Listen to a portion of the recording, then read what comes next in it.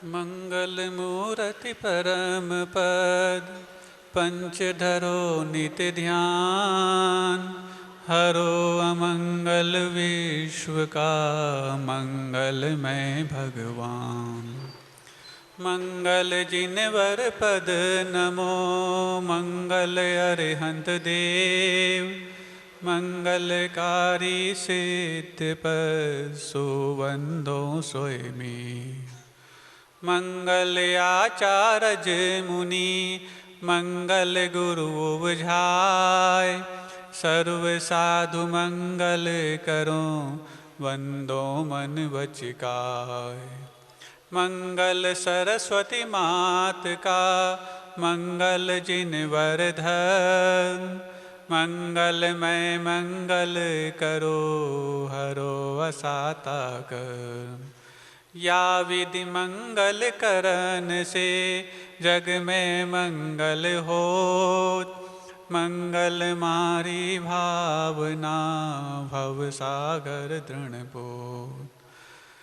बोलिए देवादिदेव 1000 श्री पार्श्वनाथ भगवान की। परम पूज्य संत शिरोमणि आचार्य परमेष्टि गुरुदेव श्री विद्यासागर जी महामुनिराज की। परम पूज्य अद्वितीय निर्यापक श्रवण मुनि श्री योग सागर जी महाराज की। नगर गौरव निर्यापक श्रवण मुनि श्री वीर सागर जी महाराज की। साधर्मी मुनि श्री अतुल सागर जी, निस्सीम सागर जी, शाश्वत सागर जी महाराज की। नगर गौरव मुनि श्री निसंग सागर जी महाराज की। परम पूजनीय मुनि श्री सौम्य सागर जी महाराज की। समस्त आचार्य संघ की जय। पात्रता हर उस क्षेत्र में आवश्यक हो जाया करती है जब कुछ देय वस्तु सामने होती है। पात्रता के बगैर उस पात्र की कीमत नहीं और पात्र के बगैर उस देय वस्तु की कीमत नहीं। यूं तो दुनिया में हर वस्तु की कीमत होती है, सिर्फ पाने के पहले और खोने के बाद। हर वस्तु कीमती होती है।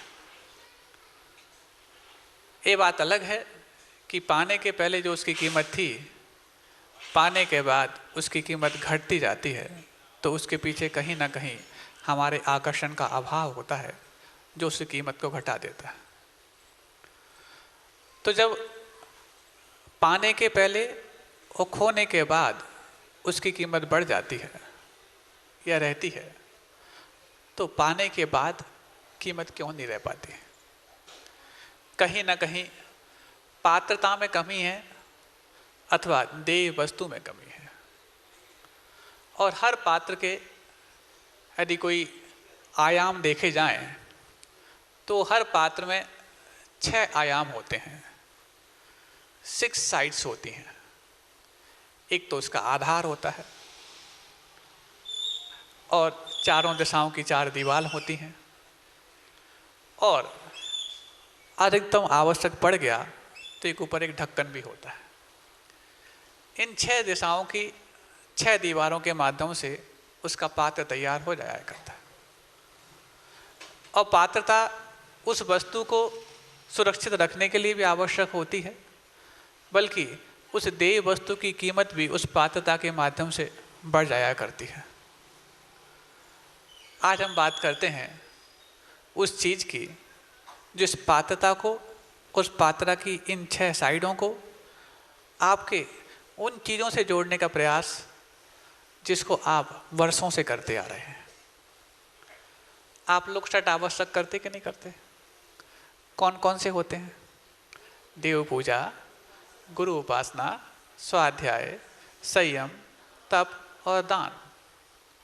ये आवश्यक 5 या 7 क्यों नहीं रखे गए? 6 ही क्यों? 5 कर देते, 7 कर देते, 8 कर देते, 4 कर देते, 6 ही क्यों? और आवश्यक आपके भी 6 हैं, क्योंकि आप श्रावक हैं, तो आवश्यक हम लोगों के भी 6 हैं, क्योंकि हम लोग श्रमण हैं। दोनों के आवश्यक 6 हैं। अलग अलग हैं, अलग विषय है, लेकिन संख्या 6 ही निश्चित क्यों की गई? पूर्वाचार्यों ने इनकी संख्या 6 निश्चित की, अथवा अनादिकालीन परंपराओं में ये आवश्यक 6 ही थे, ये भी एक प्रश्न हो सकता है। लेकिन ये 28 मूल गुणों में भी 6 आवश्यक हम लोगों के आते हैं, और 28 आज के नहीं, अभी के नहीं, शुरुआत से हैं, अनादिकाल से।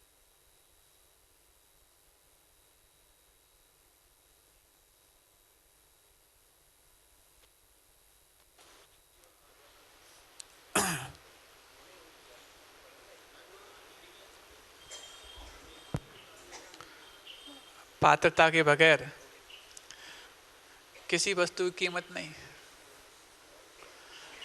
देय वस्तु भी बिना पात्र के मतलब की नहीं, और पात्र भी देय वस्तु के द्वारा ही पात्र माना जाता है।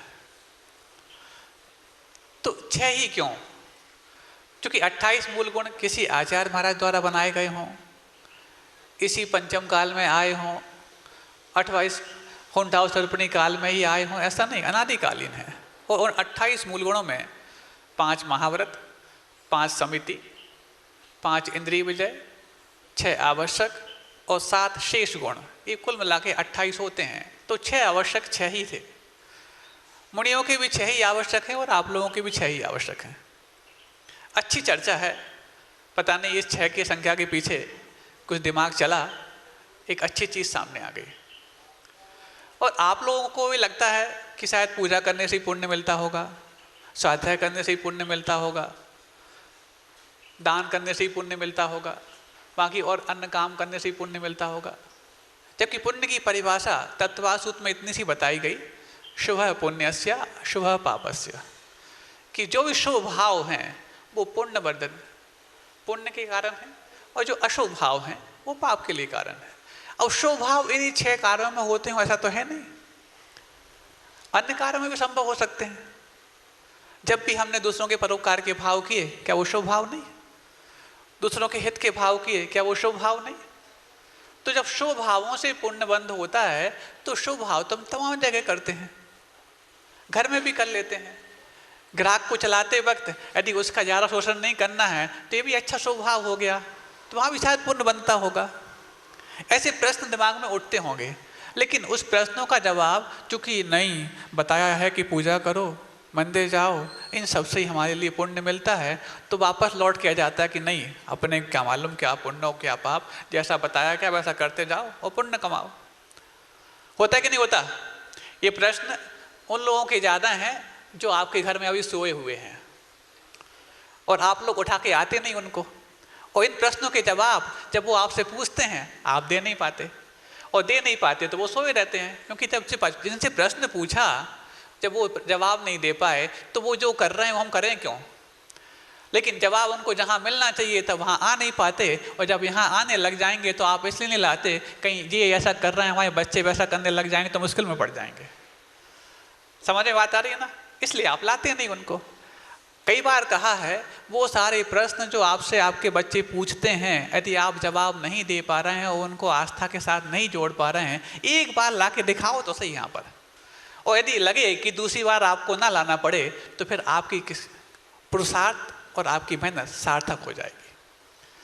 तो 6 ही क्यों? जब शुभ भाव करने से पुण्य बन जाता है, अशुभ भाव से पाप बन जाता है। तो अब ये बात बिल्कुल सही है, जब भी आपने कोई भी शुभ भाव किया पुण्य बन गया, लेकिन पुण्य स्टोर कहाँ करें?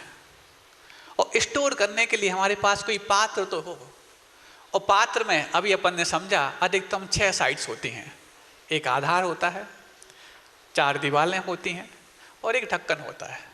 वैसे देखा जाए तो रखने वाली वस्तु यदि सॉलिड फॉर्म में है तो प्लेट में भी आप रख सकते हो, वो प्लेट भी एक पात्र है। जब वो लिक्विड फॉर्म में है तो 4 साइड और लगानी पड़ेगी, जैसे गिलास है, तपेली है, आदि आदि, तो 4 और 1 5 हो गई। और यदि गैस फॉर्म में है तो फिर ढक्कन भी लगाना पड़ेगा। समझ में आ रही बात? और पदार्थ की 3 ही अवस्थाएं होती हैं, ठोस, द्रव और गैस। यदि आपकी रखने वाली वस्तु ठोस अवस्था में है तो आप आधार में भी रख सकते हैं, लिक्विड फॉर्म में है तो 4 साइड्स और चाहिए, और गैस फॉर्म में हो चुकी, ढक्कन लगाना भी आवश्यक, नहीं तो वो उड़ जाएगी, है ना। अब जब भी आपने शुभ भाव किया, आपका पुण्य बन गया। लेकिन उस कमाए हुए पुण्य को यदि तुरंत उपयोग करना हो तब तो कोई बात नहीं।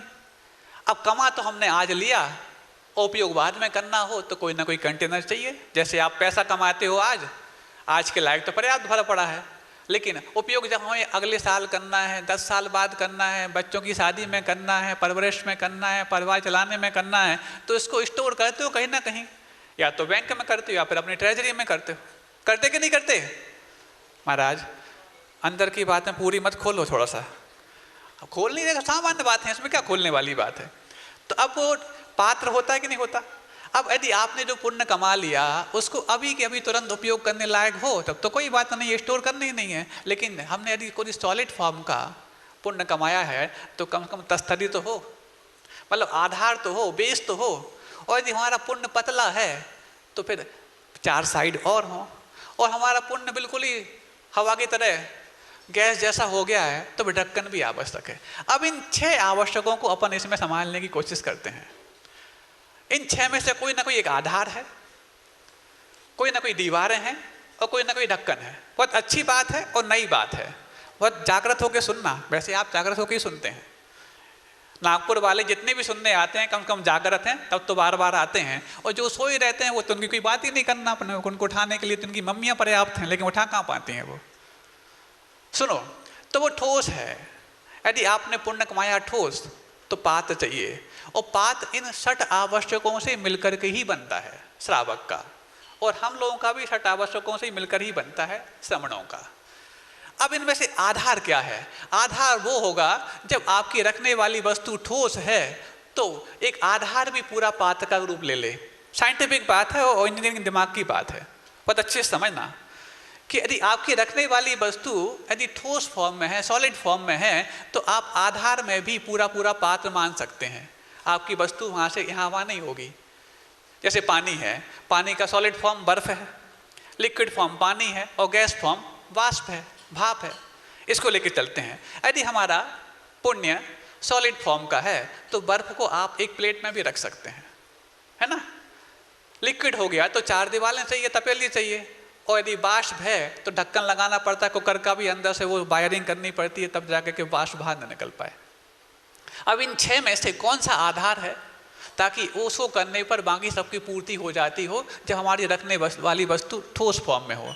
अच्छे से सुनना और ध्यान से सुनना, कहीं स्लिप हो गई बात तो पूरी बात नहीं समझ पाओगे आप। और पूरी अच्छे से सुनी तो इतनी अच्छी लगेगी आपको बाद में, और लगेगा कि हमने अभी तक जो किया है उसका इतना बड़ा सार था। तो सॉलिड फॉर्म में यदि है आपका पुण्य, जब भी आपने दिन भर में जो भी अच्छे कार्य किए, सॉलिड फॉर्म का पुण्य है, तो इन 6 आवश्यक रूपी बर्तन में उसको रखना आवश्यक है। क्योंकि वो रखना इसलिए आवश्यक है ताकि बाद में आप उसको उपयोग कर पाओ। तो देव पूजा एक ऐसा आवश्यक है जो इन 6 साइड का जो पात्र है उसमें आधार का काम करता है। क्यों करता है? क्योंकि यदि देव पूजा करते हैं तो बाकी सब साइड्स इसमें इंक्लूड हो जाती हैं, यदि आपका पुण्य रखने वाला सॉलिड फॉर्म में है तो। कैसे हो जाता है? देव पूजा में देव पूजा तो है ही, और गुरु उपासना इसलिए, यदि गुरुओं ने कहा है कि पूजा किया करो तो उनकी बात मान रहे इसलिए गुरु उपासना है। अथवा आप देव शास्त्र गुरु की पूजा कर रहे हो तो भी आपकी गुरु उपासना हो रही है। दूसरा है गुरु उपासना, गुरु उपासना भी हो गई। तीसरा है स्वाध्याय। देव पूजा में स्वाध्याय भी लगभग होता है। वो नहीं मानना जो आपको 10 मिनट वाली बात आपने स्वीकार की है उसको इससे इंक्लूड नहीं करना। ये तो तब की कंडीशन बता रहे हैं जब आपका पुण्य बहुत सॉलिड क्वालिटी का हो। वैसे सॉलिड क्वालिटी का बहुत कम होता है। आप लोग अक्सर आके बोलते हैं महाराज बहुत पुण्य पतला हो गया, सब 9:30 बजे खड़े होते हैं तो पता नहीं पुण्य पतला क्यों हो जाता है। बाकी सब काम में तो बहुत गाढ़ा दिखता है लेकिन उसी समय पतला दिखता है। तो समझ लो पतले वाले पुण्य वाले हों चाहे वो सॉलिड पुण्य वाले हों, और यदि गैस हो गई तो फिर उसके लिए बताने वाले क्या करना उनके लिए। तो गुरु उपासना हो गई। अब स्वाध्याय की बात है। स्वाध्याय मतलब वाचना, प्रेक्षणा, अनुप्रेक्षा, आमनाय और धर्मोपदेश। यदि आप देव पूजा कर रहे हैं तो या तो पुस्तक से कर रहे हैं तो वाचना हो रही है, आपको नहीं आती वो पुस्तक भी नहीं है तो किसी से पूछ के कर रहे हैं तो प्रेक्षणा हो रही है, आपको याद है तो आमनाय हो रही है, उसमें चिंतन कर रहे हैं तो अनुप्रेक्षा हो रही है, और यदि किसी को बता रहे हैं तो धर्मोपदेश भी हो रहा है। यानी स्वाध्याय के जो 5 अंग हैं उनमें से किसी न किसी एक अंग का पालन आपका देव पूजा में हो ही जाता है। सुन रहे हो ना? अच्छी बात लग रही है आपको? बहुत अच्छा। अब तीसरी बात आती है हाँ, चौथी बात आती है संयम की। पूजन करते वक्त आपका कदाचित संयम भी होता है। यदि आपने संकल्प कर लिया जब तक हम पूजन करेंगे तब तक हम मंदिर से बाहर नहीं निकलेंगे, तब तक उस स्थान से हम आगे पीछे नहीं होंगे, तो ये आपका कायिक संयम हो गया। और वचनों का संयम तो है ही कि यहाँ बाकी बातें हम नहीं करेंगे, अनावश्यक बोलेंगे नहीं, सिर्फ जो वहाँ पर हमें पढ़ना है वही वार्तालाप करेंगे, तो ये वाचनिक संयम भी हो गया। और किस्मत से यदि आपका मन एकाग्र हो गया तो ये मानसिक संयम भी हो गया। यानी देव पूजा करते वक्त यदि आप आधा घंटे की 1 घंटे की पूजा कर रहे हैं तो तीनों प्रकार का संयम भी वहाँ संभव हो सकता है। अब बात आती है तप की। तप होते हैं 12 प्रकार के, 6 अंतरंग होते हैं, 6 बहिरंग होते हैं। अब बाह्य तप में तो अनशन है, ऊनोदर है, वृत्ति परिसंख्यान है, रस परित्याग है, काय क्लेश है और कायुत्सर्ग है। हाँ, अनशन, ऊनोदर, वृत्ति परिसंख्यान, रस परित्याग, काय क्लेश और ध्यान। ध्यान तो अंतरंग तप में है। काय क्लेश, हाँ, ये हो गए। और अंतरंग तप में क्या आता है? प्रायश्चित है, विनय है, वैयाव्रत है, स्वाध्याय है, विसर्ग और ध्यान, ये अंतरंग तप में आते हैं।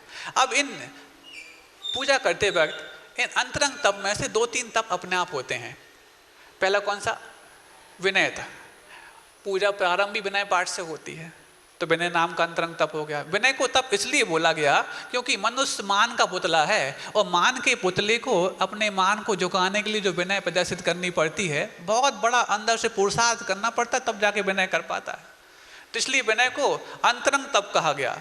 बल्कि सम्यक दर्शन, सम्यक ज्ञान, सम्यक चारित्र, इन 3 को तो मोक्ष का मार्ग कहा गया, विनय को तो मोक्ष का द्वार कहा गया। विनय वो मोक्ष का द्वार हो। मार्ग तो बहुत लंबा चौड़ा होता है और द्वार तो वो होता है जो मंजिल दिला के ही आपको मानता है, मतलब द्वार पे पहुंच गया मतलब मंजिल अंदर है। तो विनय को मोक्ष का द्वार कहा गया। अब देखो, विनय तो होती है उसमें, और पूरी वहाँ पर जो पूजा कर रहे हैं विनय के साथ ही कर रहे हैं, तो विनय नाम का अंतरंग तप भी हो गया। स्वाध्याय भी अंतरंग तप में बताया, तो वो भी हमने बता दिया अभी। तो प्रायश्चित, वैयाव्रत, स्वाध्याय, विसर्ग, ध्यान, एकाग्रता होगी तो आपका ध्यान भी हो गया। और वहाँ पर अपने आप के दोषों की आलोचना कर रहे हैं। हाँ मैं दुष्ट अपराधी, पढ़ते कि नहीं पढ़ते? तुम मिन में व्याकुल भयो जैसे जल बिन मीन। अपने दोषों की आलोचना करना और उनके गुणों की आराधना करना, इसी का नाम तो पूजा है। तो वहाँ पर प्रायश्चित नाम का तप भी हो गया। इन 6 प्रकार के अंतरंग तप में से 3-4 प्रकार के तप आपके पूजन में हो ही रहे होते हैं। भले उसको आप औपचारिक कहो अथवा यदि अच्छे से कर रहे हैं तो अनौपचारिक भी हो रहे होते हैं। अब बात आती है अंतिम दान की। दान 4 प्रकार के होते हैं: आहार दान, औषध दान, अवय दान और ज्ञान दान।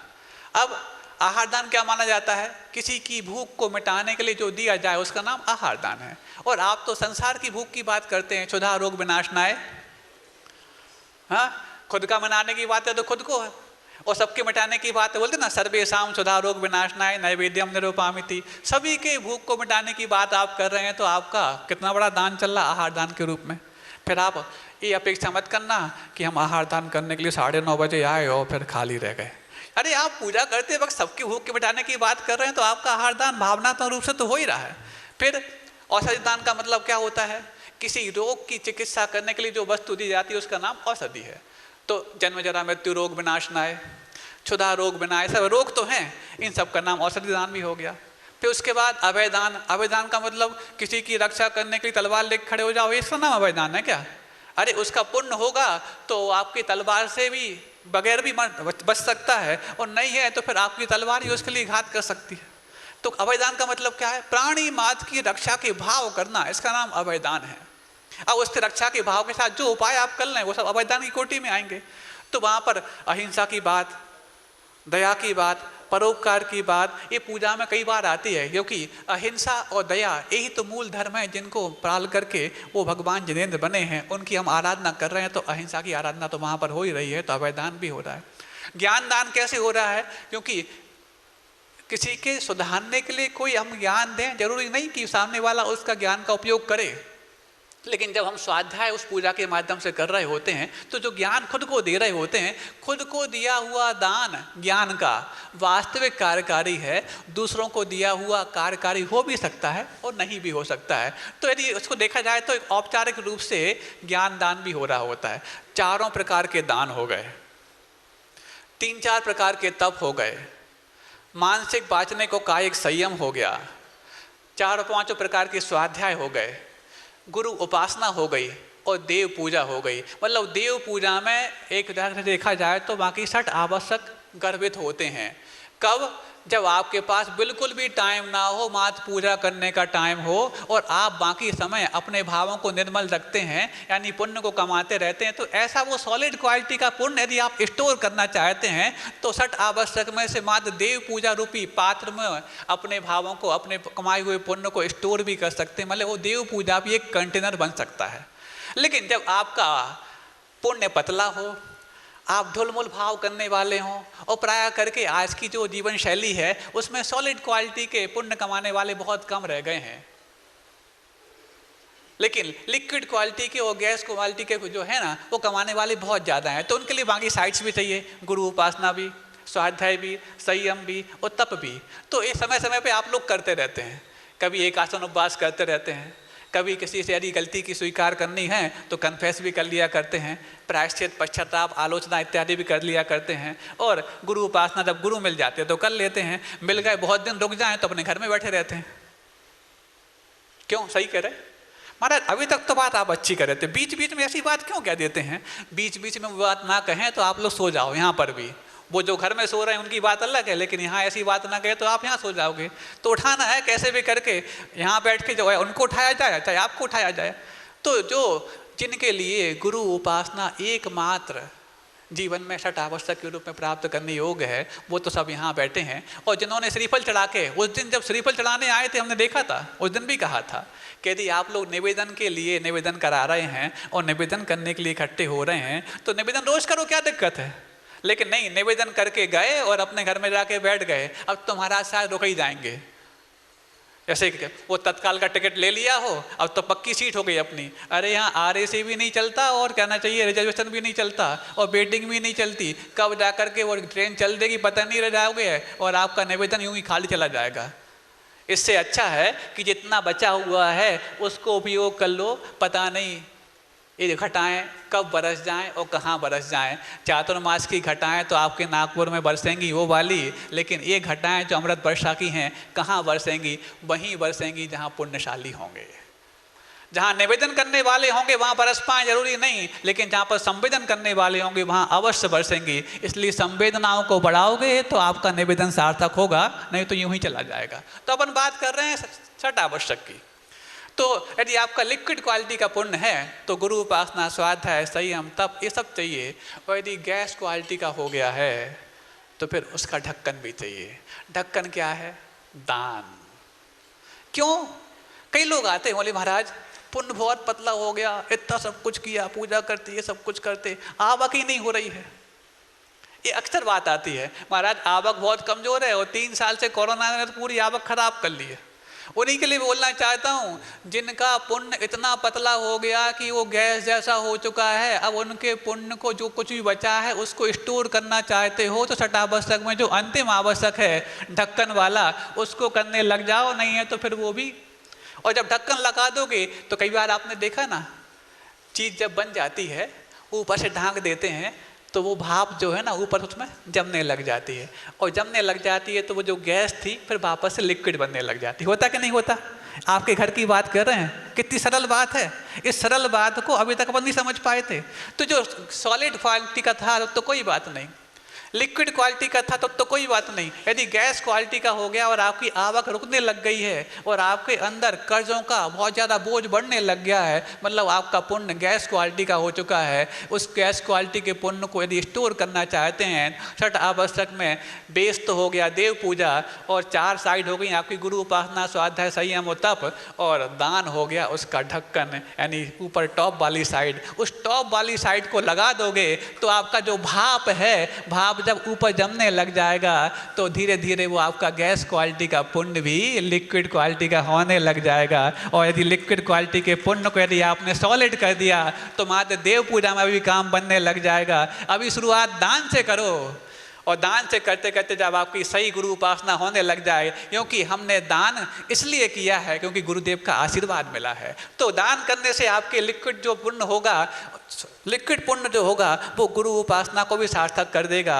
और जब उस भाव को हम स्थिर करने लग जाएंगे और भगवान हमारे मंदिर में पुनः विराजमान हो जाएंगे और पूरा पंच कल्याणक हो जाएगा, फिर आपको ना दान करने की आवश्यकता ना कुछ करने की आवश्यकता, क्योंकि आपका फिर देव पूजा मात्र एक लक्ष्य बन जाएगा। और देव पूजा रूपी लक्ष्य के माध्यम से आपका सॉलिड पुण्य हजारों वर्षों के लिए आपके खाते में स्थिर हो जाएगा। ये वैज्ञानिक पहलू के माध्यम से आज आपके सामने बात रखी, कितनी सरल बात थी और पता नहीं ये आपके ही पुण्य से दिमाग में आ गई है। आज सुबह ही आधम की, हमने कहा धमक गई है तो फिर अपन तो बोल देंगे, अपने को क्या दिक्कत है, रखना कुछ नहीं अपने पास। अरे अच्छी लगेगी तो ये लोग मुस्कुरा जाएंगे, वैसे सब मुस्कुरा रहे हैं। आज हमने बोला नहीं मुस्कुराओ आप, क्योंकि हमने सोचा कि इनको पहले मुस्कुराना सिखाओ फिर जाकर बाद में सिखाओ बात। अच्छा है कि पहले बात सिखा दो, अच्छी लगेगी तो अपना मुस्कुरा देंगे। अच्छी लगी कि नहीं लगी? ताली नहीं बजवा रहे हैं। लेकिन यदि अच्छी लग गई है तो यदि आवक कम हो गई है तो आवक कम यदि हो गई है तो दान करना सीख जाओ, ताकि आपका गैस क्वालिटी का जो पुण्य है वो लिक्विड क्वालिटी में तब्दील हो जाए। और लिक्विड क्वालिटी का जब फ्रीज किया जाएगा तो फिर सॉलिड क्वालिटी में अपने आप बन जाएगा। फिर आपका देव पूजा भी पर्याप्त काम कर जाएगा और हजारों वर्षों के लिए आपके लिए, पीढ़ियों तक आपके पुण्य को स्थिर करने के लिए कामयाब हो जाएगा। मुसीबतें इंसान के इरादे आजमाती हैं। मुसीबतें इंसान के इरादे आजमाती हैं और जीवन में मुसीबतों को पालने से हमारी अंदर की चीज़ें कामयाब हो जाती हैं। एक बात आपको ये समझना पड़ेगा कि मुसीबतें आती क्यों हैं। क्योंकि अब पाप के उदय में आती हैं। अब पाप के उदय में आई तो पाप के उदय में आने के बाद वो रुक क्यों जाती हैं? क्योंकि उसका भी हमने कोई ना कोई पात्र तैयार कर लिया होगा। जैसे पुण्य है, पुण्य का पात्र तैयार किया तो पुण्य रुक जाता है, और पाप का पात्र तैयार किया तो पाप रुक जाता है। पात्र के बगैर कोई भी नहीं रुक पाता है, ये तो बात पक्की है। अब पाप का पात्र कहाँ बन गया है? कहीं हमारे उनके लिए तो कोई एक कंटेनर तैयार नहीं हो रहा है, उनके लिए तो कोई हमारा ऐसा कोई पात्र तैयार नहीं हो रहा है जो हम नहीं चाहते हैं पाप हो जाते हैं, हो जाएं और निकल जाएं। जैसे कि पुण्य हो जाता है और निकल जाता था, पुण्य हो जाता है तो अपने आप निकल जाता है, और पाप हो जाता है तो हमारे साथ जुड़ जाता है। महाराज ऐसा कोई तरीका बता दो कि पाप हो जाए तो हमारे साथ जुड़ ना पाए। तो पाप यदि हो रहा है, करना नहीं, पहली बात तो होना और करने में अंतर है। होना गृहस्थ जीवन में कथनचित संभव है, जो कि आपकी पूरी प्रकार की हिंसाओं का त्याग नहीं होता, पूरे झूठ का त्याग नहीं होता, पूरी चोरी का त्याग नहीं होता, परिग्रह का त्याग नहीं होता, आदि आदि। लेकिन ये करना पड़ता है अथवा आप कर रहे हो, इसका भेद यदि खींच लोगे तो जैसे पुण्य करना पड़ता है अथवा पुण्य कर रहे हो, तो पुण्य करना पड़ता है तो पुण्य कमाया और बह गया।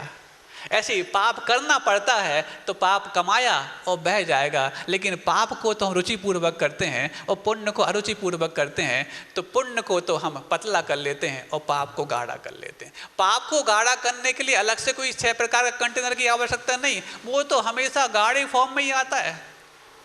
पत्थर क्या है?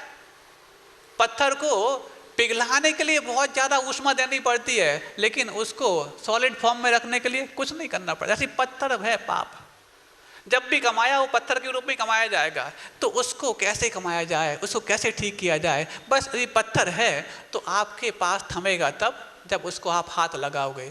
हाथ अलग कर दिए तो अपना आप नीचे गिर जाएगा, और जब गिरेगा तो चकनाचूर हो जाएगा। उसका वो अस्तित्व आपको परेशान नहीं कर पाएगा जो आज तक आपको पीछा छोड़ने के लिए कारण नहीं बन रहा है।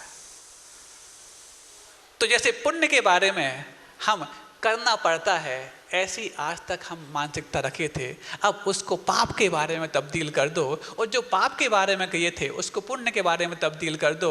और जिनकी यदि इस प्रकार की मानसिकता जल्दी तैयार नहीं हो रही है तो जो हाथ में पकड़े हैं उनको छोड़ना प्रारंभ कर दो। आपका गैस फॉर्म का पुण्य भी लिक्विड फॉर्म में हो जाएगा, और लिक्विड फॉर्म का पुण्य भी धीरे धीरे फ्रीज करने पर सॉलिड फॉर्म का हो जाएगा। एक आप बात पढ़ते हैं, एक विनती में क्या पढ़ते हैं? ज्ञान धन मेरो भयो। कौन सी विनती में आती है बात? प्रभु पतित पावन की। चलो कम से कम आपको विनती तो याद है, गिनती भले ही नहीं हो याद।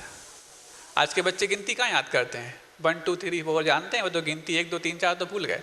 तो विनती में आती है ज्ञान धन मेरो भयो, सुधार लो इस पंक्ति को। ज्ञान धन मेरो भयो नहीं, ज्ञान घन मेरो भयो। घन सॉलिड, ज्ञान घन मेरो भयो। क्यों? क्योंकि जब आप ज्ञान अर्जित करते हैं, शब्दों की लंबाई चौड़ाई माप रहे होते हैं तो वो तो 2 डायमेंशन में है, लेकिन जब सब शब्दों की गहराई मापते हैं तो गहराई मापने के लिए आपको आचरण लाना पड़ता है। और जब उस पाए हुए ज्ञान को हम आचरण में तब्दील कर देते हैं तो 3 साइड्स बन जाती हैं, 3 विमाएँ बन जाती हैं। और 3 डायमेंशन जब उसकी बनती हैं तो वही चीज़ तो सॉलिड फॉर्म में मानी जाती है। जब हमारा ज्ञान घनीभूत हो जाएगा तो कोई भी चुराना चाहे चुरा नहीं पाएगा, कोई भी हमसे लेना चाहे ले भले ही ले, लेकिन हमारा छुड़ा नहीं पाएगा, क्योंकि हमारा ज्ञान घन हो गया है। और ज्ञान को घन बनाने के लिए आचरण की आवश्यकता है, और आचरण को सही दिशा में पहुंचाने के लिए कषायों के त्याग की आवश्यकता है। और कषायों को करना हमारे लिए इसलिए होता है क्योंकि हमारे जीवन में लोभ पीछा नहीं छोड़ रहा होता है। इस लोभ के कारण तो परिवार इकट्ठा किया, और परिवार के कारण तो बाकी 4 पाप 5 पाप और जुड़ गए, और 5 पाप जैसे जुड़े तो 4 कषाय के अगर वो 5 पाप पनप नहीं रहे। और 5 पापों को यदि छोड़ना है तो शुरुआत लोभ को छोड़ने से करो, क्योंकि जैसे लोभ हमने छोड़ा तो हमारे कषाय डामाडोल हो जाएंगी, और कषाय डामाडोल हो जाएंगी तो पाप अस्थिर हो जाएंगे, और पाप अस्थिर हो गया तो संसार अस्थिर हो जाएगा, और संसार अस्थिर हो गया तो फिर मोक्ष भी जल्दी हमारे लिए प्राप्त हो जाएगा। हम सबके जीवन में उस मुक्ति की पात्रता प्राप्त हो। बस एक बार अपने जीवन में अपने आईने के सामने खुद को रख करके और धूल आईने की साफ करना और चेहरे की भी साफ करना। शुरुआत में हम अपने चेहरे की धूल को साफ करने के लिए आईने को देखने जाते हैं, लेकिन जब बहुत दिनों से आईना ना देखा हो तो आईने पे भी धूल पड़ जाती है। बंधुओं, आईना ना बन पाओ, पत्थर ही बन जाना, गर तराशे गए तो भगवान कहलाओगे। आईना ना बन पाओ तो पत्थर ही बन जाना, गर तराशे गए तो भगवान कहलाओगे। और जब तक नहीं है तो आईने के सामने जाते हो तो पहले एक हाथ आईने पे फेर देना, और फिर आईने के पास हाथ फेरने के बाद अपने चेहरे के भी ठीक ठाक करने का प्रयास कर लेना।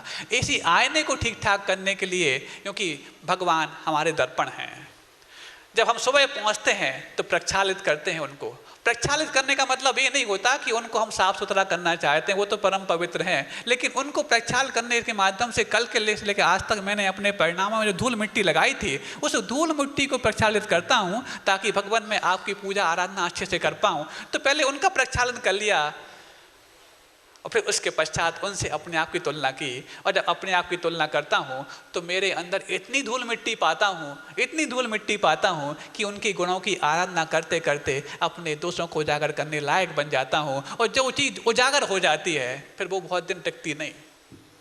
जो चीज़ उजागर हो जाती है, दोष के रूप में यदि उजागर हो गई तो वो टुकेगी नहीं, उसको ठीक ठाक करना आसान हो जाएगा। इसलिए आईने को भी साफ करना, आईने को साफ करने का उद्देश्य खुद को साफ करने का उद्देश्य है। वो तो आईना अपने आप में तो पूरा साफ है, लेकिन हमारी ही धूल मिट्टी थी जो उस पर लग गई थी, तो हम अपनी धूल मिट्टी को उस आईने से साफ करते हैं और फिर खुद को साफ करने का जब प्रयास करते हैं तो पार्श्वनाथ भगवान के परम भक्त कहलाने लग जाते हैं। और परम भक्त कहलाते कहलाते जब हम अपने आप को पूर्णतः उनके समान बनाना चाहते हैं तो उनको जल्द से जल्द अपने मूल स्थान में पहुंचाने के लिए संकल्प कर डालते हैं। ऐसे कई संकल्प कई लोगों डेली करने जा रहे हैं, नाम के साथ भी करने जा रहे हैं और गुप्तदान के साथ भी करने जा रहे हैं। धन्य है वो लोग जो इस बात को समझ पाए कि छठ आवश्यक में 6 जो साइड रखी गई हैं वो 6 ही क्यों रखी गई हैं, क्योंकि हमारा यदि पुण्य पतला हो जाए और पुण्य यदि गैस फॉर्म में हो जाए तो ढक्कन लगाना आवश्यक है, और ढक्कन मात्र वो दान का माना जाएगा जो हमारे पुण्य को पुनः लिक्विड और सॉलिड फॉर्म करने के लिए कारण बन जाएगा। आपका पुण्य गाढ़ा बने, इन्हीं भावनाओं के साथ अहिंसा परमो धर्म की जय। दुर्लभ गुरु का दर्श है, दुर्लभ गुरु का साथ, दुर्लभ उठना गुरु नजर, दुर्लभ सर पर हाथ, दुर्लभ गुरु संकेत हैं, दुर्लभ तत्पालन, दुर्लभतम गुरु चरण में है समाधि धारण।